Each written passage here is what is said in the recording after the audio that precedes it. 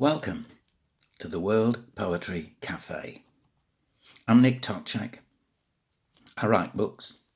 Here's my most recent one, came out a month ago, Voices in My Head, and I'm not able to go out and read from it because of the pandemic, so I thought I'd like to record some stuff to read to you. And so I'm going to start from the beginning of the book and carry on until my half-hour spot is up. I hope you enjoy it. Have a listen.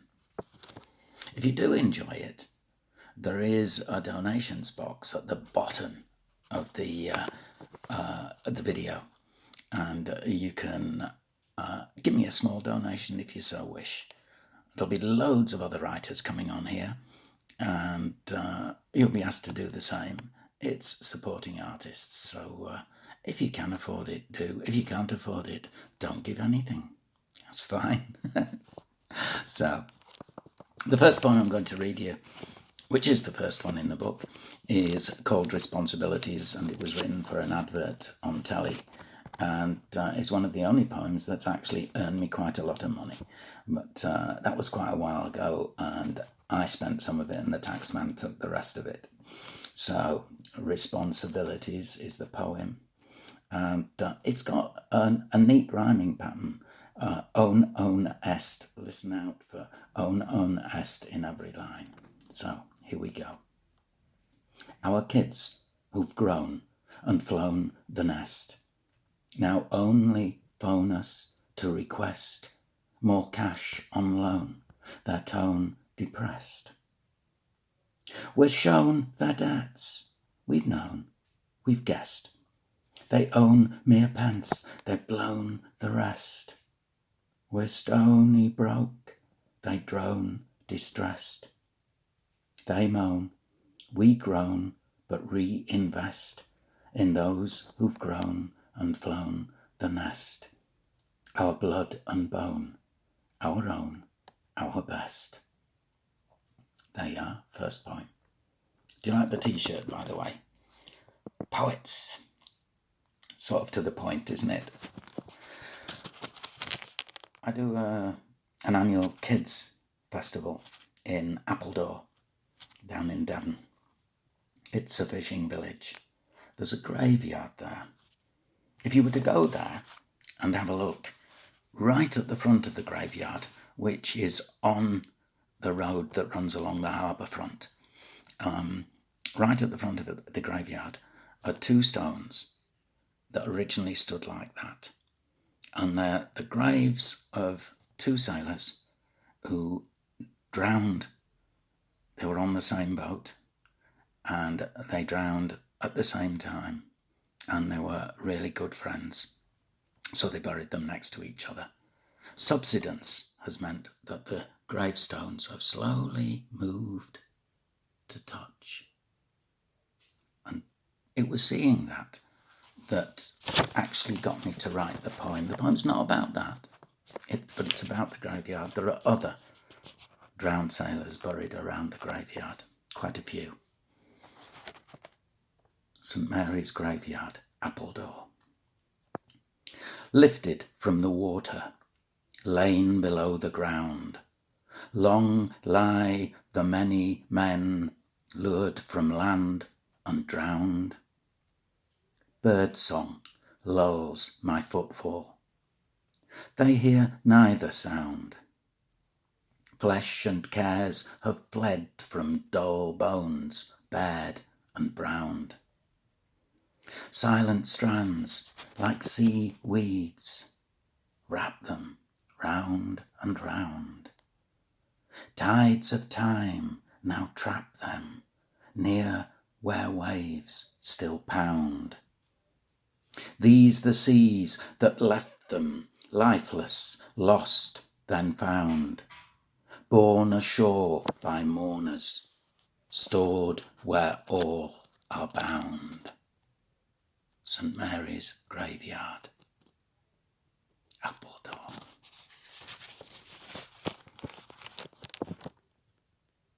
This next poem was written in The Hague in the Netherlands. I was the only person staying in a hotel. I I'd checked in, settled in, showered, unpacked all that stuff, and then gone down in the late-ish evening to the bar and asked for some food. The guy was just finishing. He made me a sandwich and gave me a drink, and then said he was leaving and to leave my stuff where it was when I'd finished eating. So I sat absolutely alone, the only person in the entire building, eating my food. I could see through the window the city, but I could hear nothing because it was soundproofed. So this was looking at the city in absolute silence, watching this city by night. The thin skins ripple on puddles, as if disturbed by ghosts of this. We're lamp-watched under winter gusts, which fuss about like hosts of this. See silhouettes on bicycles slide past the signs and posts of this. With oceanic skies above, those rooftops shape the coasts of this. And every car which whispers past testifies and boasts of this. The next poem is self-explanatory. It's simply called Here.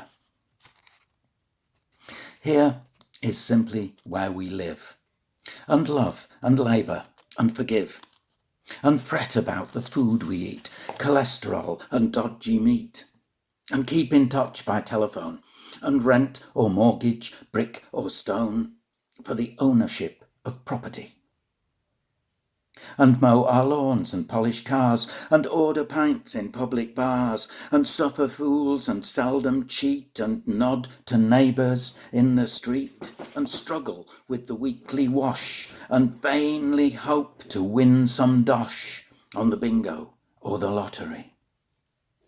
This England, where we simply live, till dropped as dust through death's dark sieve. And here's a poem that's actually a song lyric. Excuse me. Again, it's self-explanatory. No messages. We linger at the rendezvous. Arrival now long overdue. No passengers. And where's the crew? And where's the plane on which they flew? There is no hint. We have no clue. No messages are coming through. The obvious becomes taboo. The falsehoods form. The rumours brew. With hearsay which may not be true. The situation's nothing new. Yet no one knows quite what to do. No messages are coming through. They've disappeared into the blue. The evidence we misconstrue. Conspiracies, the theories grew contagiously like AIDS, like flu. The reason is the facts are few. No messages are coming through. And so it is with me and you. And so it is now we are through with what we had and what we blew. We're wading through the residue. We don't discuss, we just argue. No messages are coming through. When truth tells lies and lies are true, our wreckage lies beyond rescue. We have no verbal avenue. Our silences line up. Their cue just tells us what we always knew. No messages, no messages, no messages are coming through.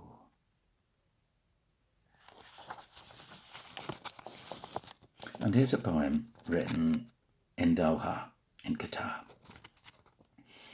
I was staying at a hotel called the Gloria, but often ate in the nearby hotel, the Movenpick, where there was a bar, and there aren't many bars in Qatar, but there was a bar and they served food, and there was live jazz, usually a woman playing piano who was really good. So I used to like to relax there after a day working in schools. I spent about a fortnight there, and this is about the walk from the Hotel Gloria to the Movenpick.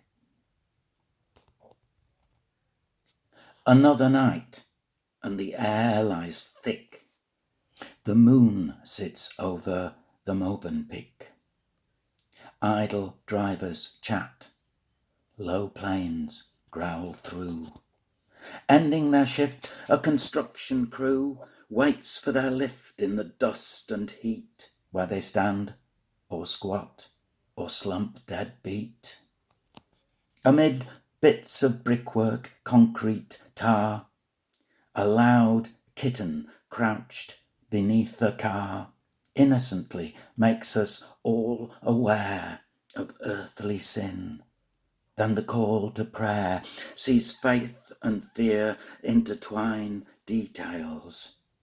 Muezzin's voice mixed with feline wails. God of all things, you've got much to do. Weather, work, wildlife, wickedness too. This night needs you, and the air lies thick. The moon sits over the Movenpick.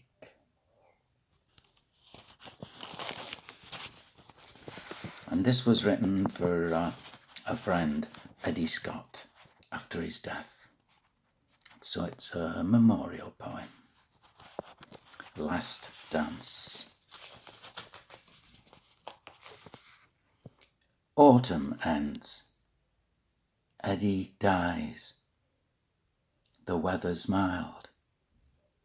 Swarms of small flies that this late warmth's compiled now throng between bare branches and our lawn to dance, unaware that lost leaves forewarn us of ice-cold nights. Next day, I wait for mail. Pour seed to feed wild birds. Sunlight slices pale. In their water bowl, afloat, a black speck. Mere mote I might have missed, but pause to check. Head, legs, thorax, abdomen, outspread wings. This lifeless form, this tiniest of things. The single dancer mischance chose to drown. Death froze the rest of those when snows came down. We wait for fate's mailman, oblivious, waltzing, till time comes to deliver us. Next poem. It's a lighter poem. I hope you enjoy this. It's written by a dog. Me actually, but it's written by a dog. He's a big dog, and he's not very good at poetry because he's a dog, but he's tried very hard. So this is not a good poem, but it's Big Dog's best poem, and that's the title. Here's the poem. You've got to imagine Big Dog waking up in the morning, and he has been dreaming, as dogs do. Dream, bite, growl, shake, sunlight, stir, wake, new dawn, stare, think, stretch, yawn, eat, drink. Gone, got, dog, lead, walks what we need. Jump, bark, wag, lick, go, park, fetch, stick, lake, swim, wet, hound, shake, bound, race, round, chase, birds, choose, tree, make, turds, do, pee. Race, home, there, first, brush, comb, mad, thirst, sit, beg, get, bone, cow's leg, can't, moan. Back, yard, chew, gnaw, grind, hard, chew, more. Called in, coats on, doors shut, they're gone. Dig, floor, yelp, yowl, scratch, door, help, howl. Long wait, bleak, black, here, gate, there, back, like, pop, fuss, yap, leap, up, in, lap, warm, smell, best, time, all's well, end, rhyme.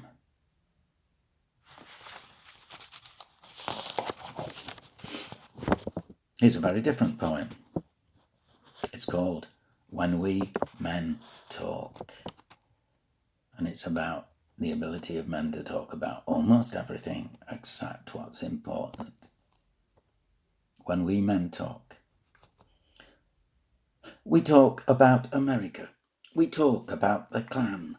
We talk about the terrorists out there in Pakistan. We talk about the benefits of lentils and of bran. We talk about the way to be when talking man to man. We talk about mortality, our blood test and our scan. We talk the kind of language which some governments might ban. We talk about all sorts of sports of which we're each a fan.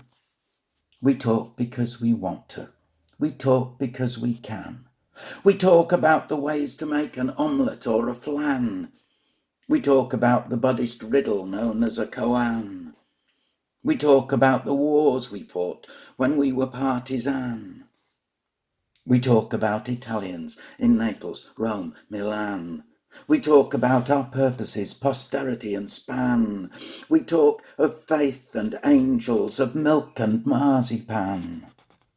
We talk about our family, of mum and dad and gran. We talk as if we hardly care, we try to stay deadpan. We talk about the job we do, our customers, our van. We talk about our Christmases, Yom Kippur, Ramadan. We talk about the years we spent in Russia or Japan. We talk about our film careers in Hollywood and Cannes. We talk about our situations, how it all began. We talk about the future and envisage some grand plan. We talk about the wealthy, unemployed and artisan. We talk of Myra, Mary, Mona, Meg and Marianne.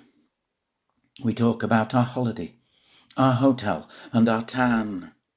We talk about the stuff we had, from salt to parmesan. We talk about the life we've lived, the businesses we ran. We talked to change the subject to anything other than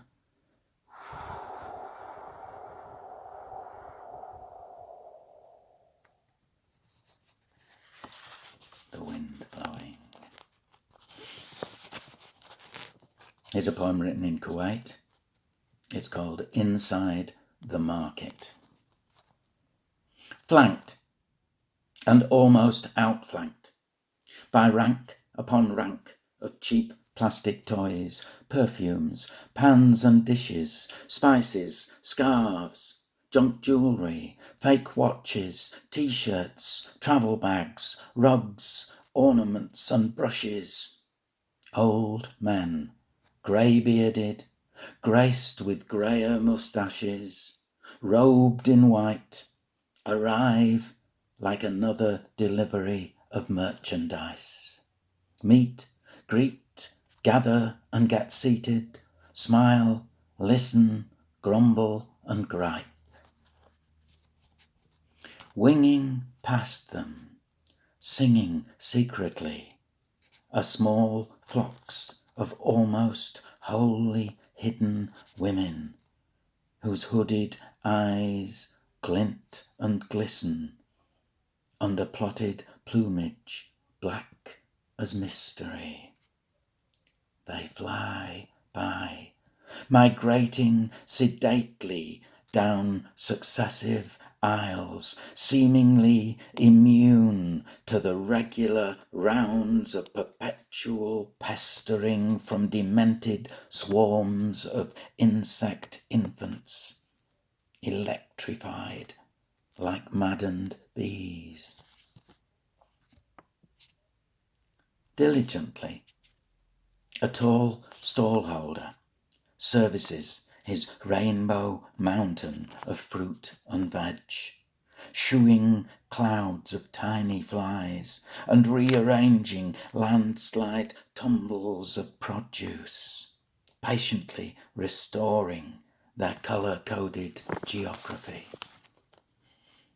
Outside, across the narrow street, hovers a phalanx of electrical shops, in which genial, cheap-suited male sales staff generate trade in whatever language your wallet wishes to speak. These deferential men deal in discounts, smiling you, lowering totals, the true price, the shop price, the trade price, their special price for you, their lower price, their lowest price, their final price, then their best price, which they'll push down even further if you'll pay right now. Unnoticed, during a litany like this, I slip away and am in a taxi and already heading for my hotel, well before my smiling salesman spots that I'm gone.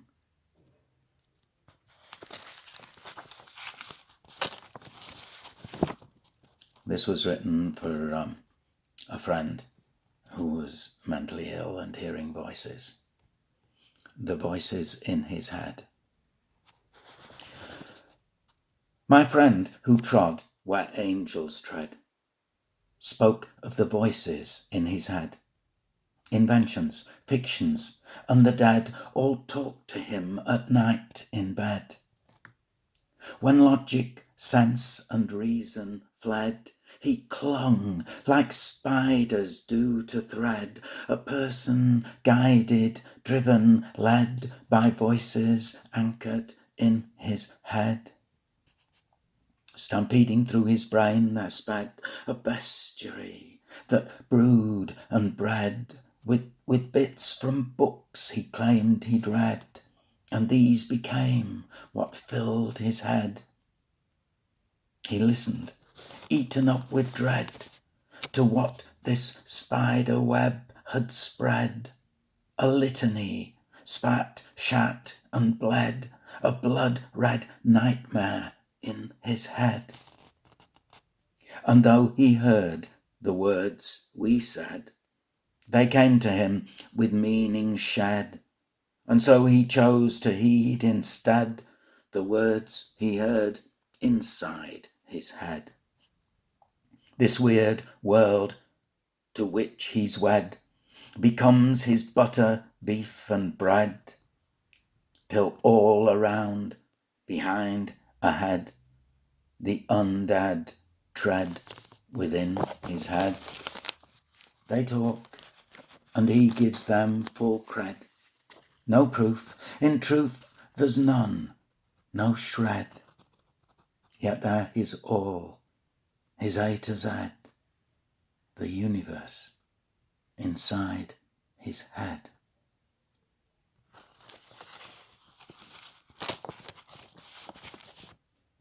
Here's a very light poem. Beef, a poem from the history of meat. Shortly after the beginning of meat, there was a man.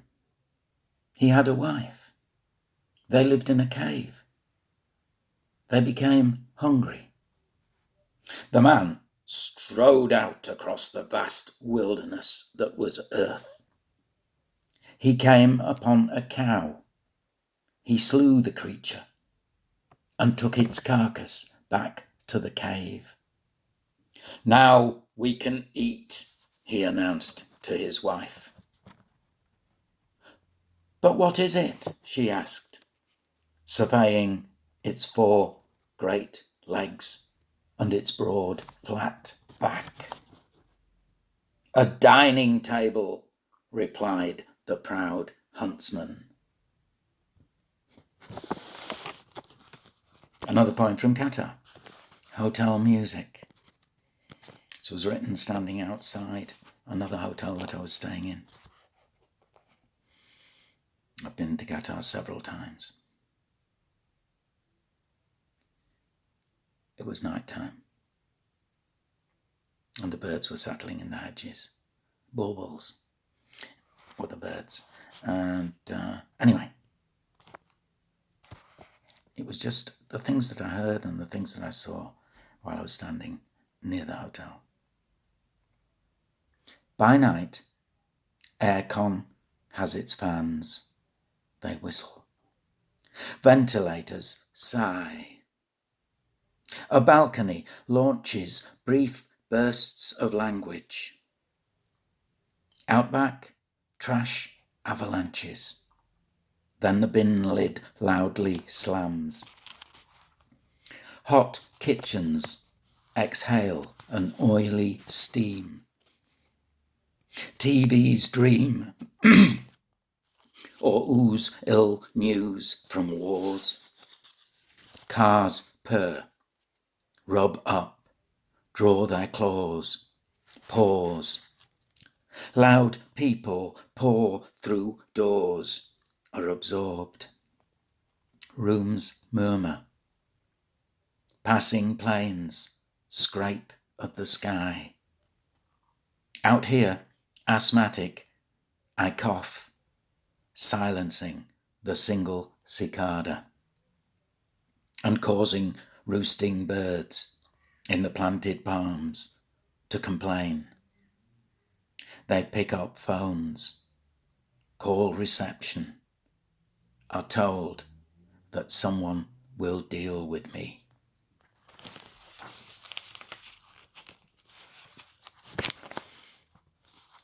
This is the last poem that I'll read for you. It's called Diplomacy. Before the atrocities, we politicians chatted amicably and attended dinners. During the atrocities, we listened to the rumours, questioned the allegations, chatted politely, and attended dinners. And after the atrocities, we each put on record our horrified reactions, checked our alibis, chatted cautiously, and attended dinners. So, there you are. The book is called Voices in My Head. I'll probably do another recording in which I'll read some more selections from it. There are a lot of poems in here. It's got about 80 pages. You can buy the book if you want. You'd need to go to my website, which is www.nicktoczek.com. Easy, if you can spell Nick Toczek, Nicktoczek. I can spell it, can you? Anyway, thank you very much for listening. This has been my first recording for the World Poetry Cafe. And I'm inviting a whole load of other writers that I know to record as well. So Bye.